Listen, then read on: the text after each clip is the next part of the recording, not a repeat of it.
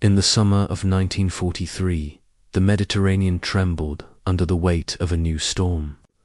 For 4 years, the Axis powers had dominated southern Europe, their grip stretching across the seas. But on July 9th, the Allies unleashed a colossal strike. Operation Husky, the invasion of Sicily. It would be the largest amphibious operation of the war up to that time, and audacious.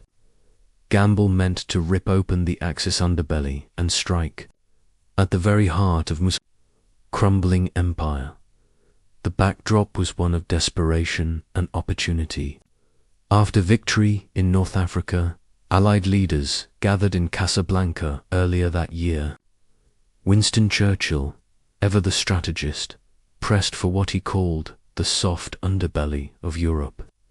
Franklin D. Roosevelt and the American staff were more cautious, preferring a direct strike across the Channel.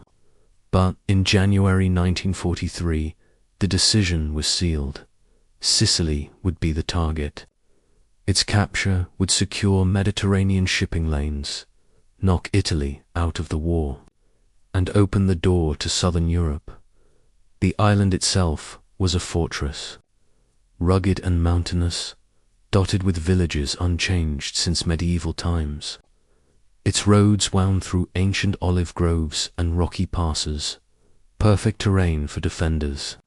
German Field Marshal Albert Kesselring and his troops, hardened by years of war, prepared to resist.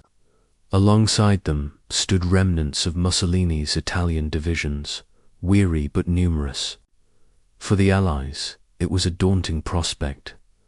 160,000 troops in the first wave, thousands of ships, and nearly 4,000 aircraft. The beaches of Sicily would become the stage of a struggle unlike any before. As the date approached, tension crackled across the Allied ranks. British and American generals sparred over strategy. General Bernard Montgomery demanded concentrated landings in the southeast. General George S. Patton, bold and fiery, argued for flexibility and a strike to the west. Their rivalry threatened to tear at Allied unity, but compromise held. Montgomery would drive north towards Messina. Patton would sweep west, capturing Palermo and cutting across the island. The invasion fleet, stretching horizon to horizon, was assembled in North Africa and Malta, an armada of destruction waiting only for the signal to sail. On the night of July 9th, 1943, disaster almost struck before the first shot was fired. Fierce winds and stormy seas scattered the airborne troops of the US 82nd Airborne Division and Britain's elite paratroopers. Many were dropped miles from their targets. Some drowned in the dark Mediterranean.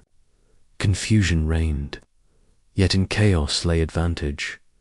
German defenders mistook the scattered landings for a vast encirclement, spreading their forces thin. At dawn, the great convoys reached Sicily's southern shores. Naval guns opened fire, pounding coastal defenses. Landing craft surged through waves as young men braced for their first step into hell. The beaches erupted in fury. At Gela, American troops of the 1st Infantry Division fought desperately against Italian defenders and German counterattacks. Panzers rolled down dusty roads, threatening to hurl the invaders back into the sea. But naval gunfire, relentless and precise, shattered the armored thrusts. Sailors aboard cruisers and destroyers fired until their barrels glowed red, breaking the momentum of German tanks and saving the beachhead. In the east, British forces under Montgomery pushed inland against stubborn resistance. Their advance slowed by mines, ambushes, and the unforgiving terrain. As the days passed, the battle spread across the island. Villages turned into fortresses, streets into killing grounds. Civilians watched in fear as armies clashed in their orchards and fields. In the west, Patton's aggression came to the fore. he seized the initiative, driving his men hard, often against orders. Within days, American troops captured Palermo, greeted by crowds weary of fascism and war. The fall of the city electrified Allied command and bolstered morale. Montgomery, bogged down in the east, grew frustrated as Patton's star rose. But the pressure on German lines intensified.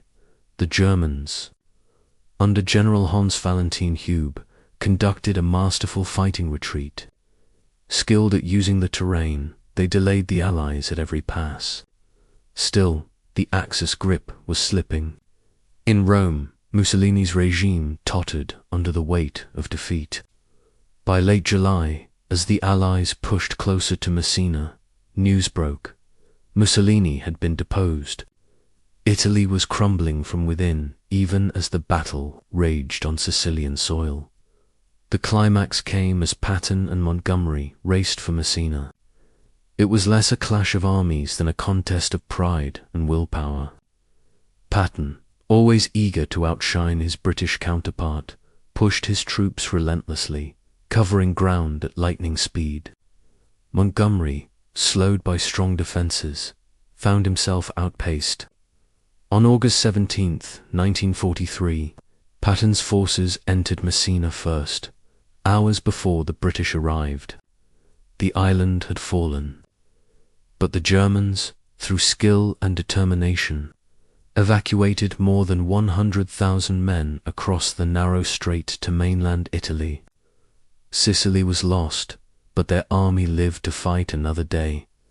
The aftermath of Operation Husky was profound. The Axis hold on the Mediterranean was broken. Italy, once a proud member of Hitler's alliance, now teetered on surrender. Within weeks, the Italian government signed an armistice, and German forces rushed to occupy the peninsula, dragging the war into the mountains of mainland Italy. For the Allies, Sicily was both triumph and warning. Success had come at great cost, over 20,000 Allied casualties, with thousands more Axis and civilians caught in the inferno. Yet it was proof that the fortress of Europe could be breached. In legacy, the invasion of Sicily reshaped the course of the war.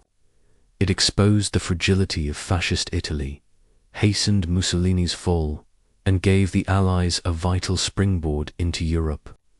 It also revealed the challenges of coalition warfare, rivalries between Patton and Montgomery, logistical nightmares, and the cunning of German retreats.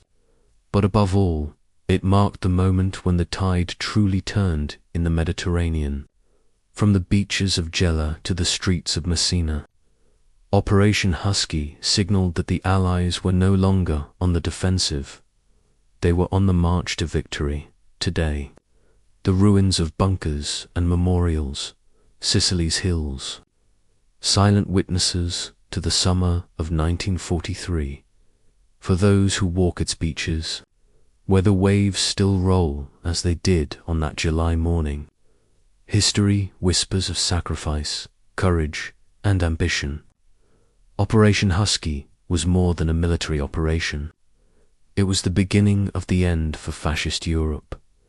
This episode has taken immense effort to bring to life, blending records, testimonies, and historical research to tell the story as vividly as possible.